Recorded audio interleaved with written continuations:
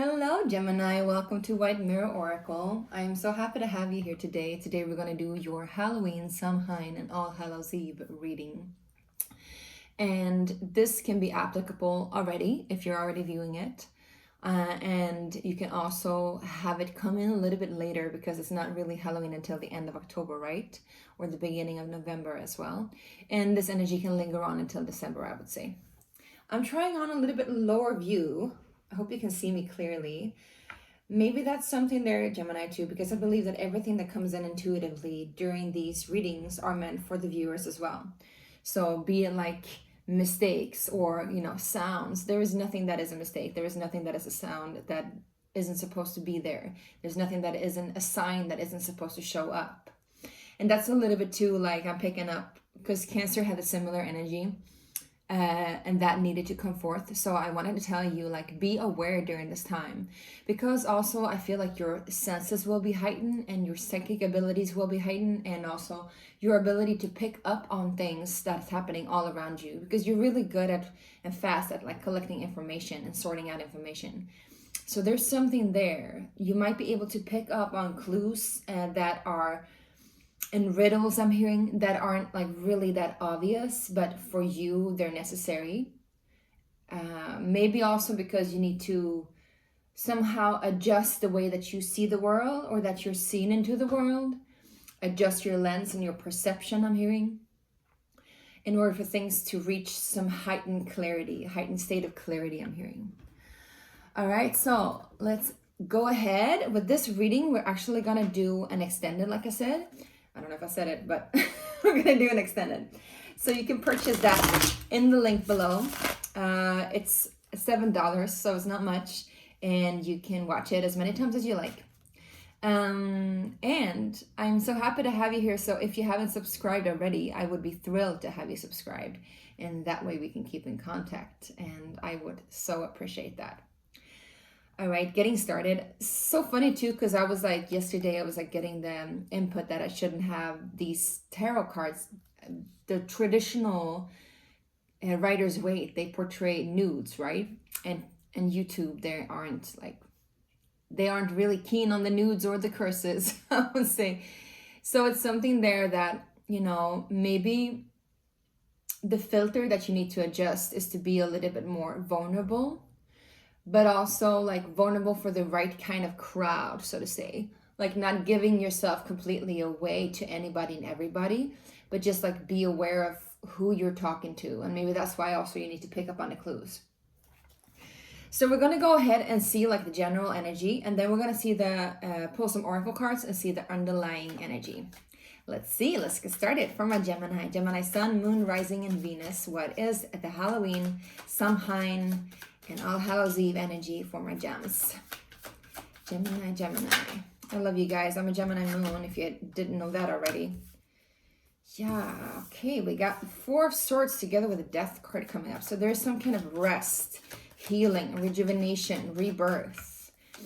I would say if you're taking some time off, you are going to see that in this time off, something will transition out and something new will transition in. And what is transitioning out, we're going to see later, perhaps in the extended. But also what is transitioning in, we're seeing clearly here. It's definitely something that you've been waiting for a long time. It's a new perspective on life, new perception on life. And I would say it is an opportunity in regards to money and opening a gateway into a new realm, a new world for you. And I'm hearing a whole new world, like Aladdin, right? But again, with Aladdin and a whole new world, it took some time until he was completely honest with who he was. And I know that I'm quoting Disney right now, but I'm that generation, so I'm gonna. It took some time before he actually came clean of who he was, which in itself made her like feel fooled and not trusted. And he had to beg for forgiveness.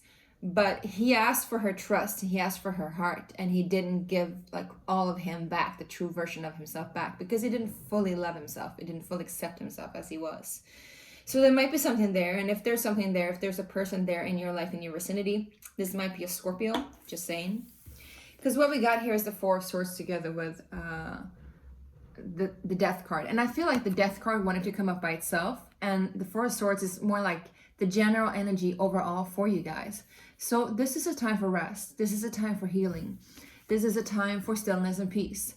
But remember that the Four of Swords comes in between the Three of Swords and the Five of Swords. And the Three of Swords talks about healing, heartache, a lot of pain, a lot of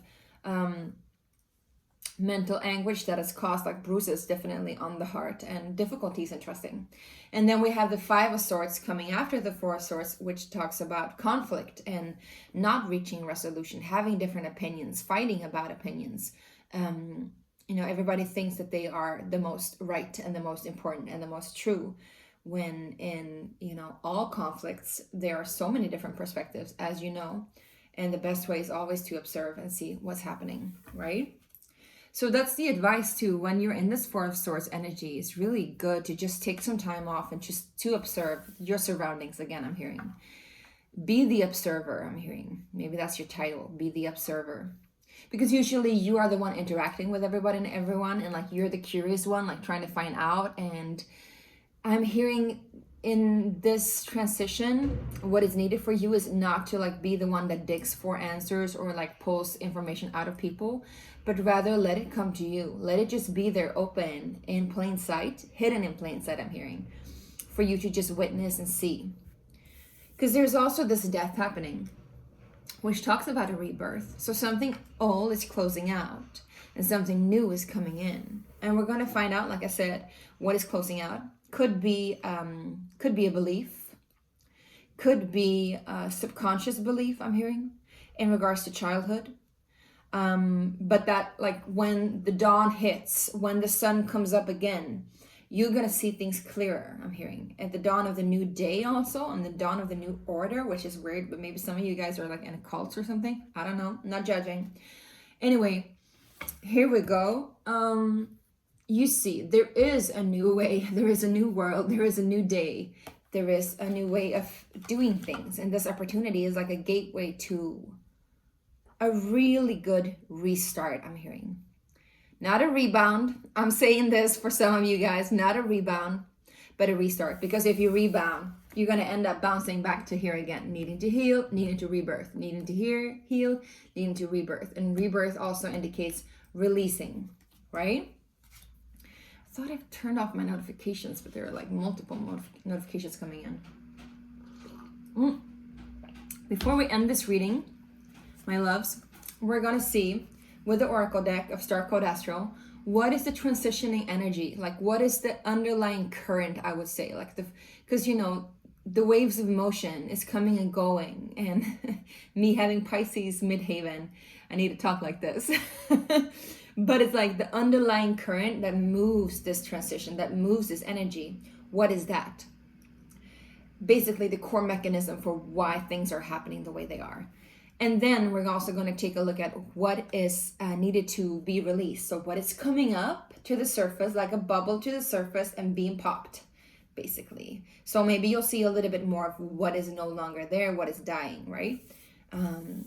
Yeah. All right, let's get started. Let's see. Oh, that tickles. Oosh. Oh, I'm hearing also you're going to be able to like smell it. You're going to be smelling like the odor of death. This is so weird. This is just so weird. Not like, well, maybe some of you are like traveling to or going to a funeral or something. In that regard, you know, rest in peace and power. But, and my condolences, of course. But what I want to say is that it's not about the actual physical death. It's more like you can smell it when it's done. The air is going to be so thick, you can cut through it. You're like, this is clear now. This is cleared. I'm hearing this is cleared. And you're going to smell it as it's leaving. It's almost like there is this like odor in the air around this situation or this person that's just like, it doesn't feel right. It doesn't smell right. It makes you a little bit nauseous. It makes you a little bit, you know, like, want to puke. Maybe this thing makes you want to puke. And so that's why also you're taking a step back and relaxing and healing and letting it die. Maybe you should listen to Feist, Let It Die. That's a good song too. Let it die, get out of my mind. We don't see eye to eye or hear ear to ear. Yeah, woo! Okay, so the underlying current of this energy for you guys, we got 3 cards coming up. So the extent is going to be really interesting because we're going to just really, really dig into this. We got 3 cards. We got Midheaven, Neptune, and Venus. So for you guys that aren't that into astrology, let me just bring it up to you a little bit closer so you can see. So Midheaven, Pentacle, number 36, which is 9. It's interesting because the Midheaven is right between the 9th and the 10th house. So maybe there's something there for you to see too, where you're going. Because the Midheaven talks about not only like the 10th house is our career, right? Our notion of devotion, I'm hearing, our path in life, like how we give back to the world, our purpose even to some degree. But Midheaven is more about destiny. Where are you heading towards in your life? What I saw 1111 when I just saw this. So there's something there for you, 1111. Somebody else, I think Scorpio had 1111 because you have the Scorpio card here too. You should definitely watch the Scorpio reading for Halloween. Anyway, yeah, so the Midheaven is about destiny. Where are you heading in life? So this is a destined event. This is a transitioning out of something and into something new that is meant to happen. You cannot control it. And because we have Neptune here, which is 26, number 8 in numerology, it is an empowered, destined event. It is something that will come from dream space into reality. And Neptune is all about, you know, the Piscean energy that I just told you about. And maybe some of you guys have like Midheaven in Pisces like I do too, but it's all about like this oceanic wisdom. It's like we're all in this together. We're all connected in this movement. And hence I can dream without limitations. I know what I desire in my life. And this can come true if I just allow it to unfold. And that's also why it's so good to stepping back and witnessing, because in that case, you can also like learn from what is not serving you anymore. And then we have Venus. So the Venusian card talks about passion, creativity, lusciousness, gorgeousness, abundance. So, and there's a number 21, which comes down to number 3, which is creativity, which is your house, 3rd house, communication, creativity. So it's about, I'm hearing things needs to be set straight with you. Things needs to be put in order for you. Things needs to be aligned for you, I'm hearing as well. So there's this underlying current, this underlying movement is here to just push you in the direction, almost like usher you and birth you or rebirth you, I would say, into where you're meant to be, because it's time for you to have the good times now. I'm hearing it's a Shakira song from like back in the millennials or maybe even 90s. I think it was the millennials. Called The Good Times, and she sings, I'm ready for the good times, I'm ready for the good times, ready to bring it on. I guess it's just a silly party song, but anyway, why not celebrate? So that is time for you to like really embrace this abundance coming in, really embrace this new phase in your life. You got the world at your hand. The world is your oyster, I'm hearing. Now, let's see what is coming up to the surface to be released and sent off, I'm hearing. And then we're going to continue into the extended. So like I said, please, you can always click the link below if you want to extend it, and always like and share and subscribe if you feel like supporting this further. If this resonates, it really, really, really helps me if you like it. So give me a thumbs up, please. Okay, so interesting. These cards together have been coming up a lot in all the different readings. So there's a lot about here. We got Chiron too, which talks about the healer or the wounded healer.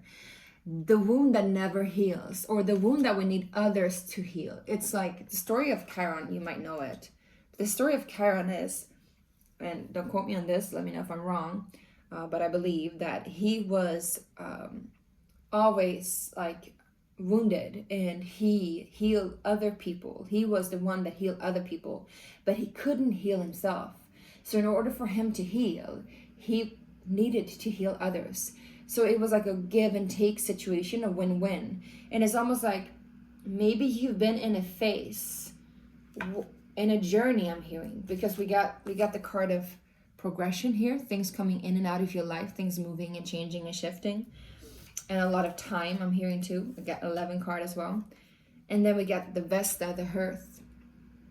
So it's almost like I feel like you have been the wounded healer for people. You have been this hearth for people. You've been the light in their lives for a long time now. And this might just be for some of you. Let me know if this resonates. Like you've been the one that's been like the good and the bad, playing the different roles in people's life in order for them to heal. And you know, sometimes when we are the healer in people's lives, it doesn't really mean that we are the ones like showing up and being like, hey, I'm the doctor, I can heal you. Or like, I'm the shaman, I know magic powers. Actually, the one that heals is also like the alchemist and the mystic and the people that you play a mirror for in people's life, or that you show up in people's life with your presence, actually can trigger them and have them spiral into their loops and into their shadows. And you will play the bad guy. You will play the dark serpent. Or they will see you as the opposite, as, you know, somebody they want to put on a pedestal, the light serpent. But either way, it's not about black and white. It's not about light and dark. It's about you playing a role for them to heal in order for you to heal too. But what I'm sensing is that this part in your life is done. You're no longer the one rebirthing others. You're being rebirthed. You're done healing, I'm hearing. You're done to be in this state, this healing transition.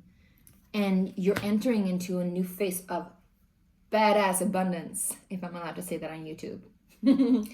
All right, I hope this really resonated. I hope this helped. Follow me on to the extended if you'd like to. Love you, gems.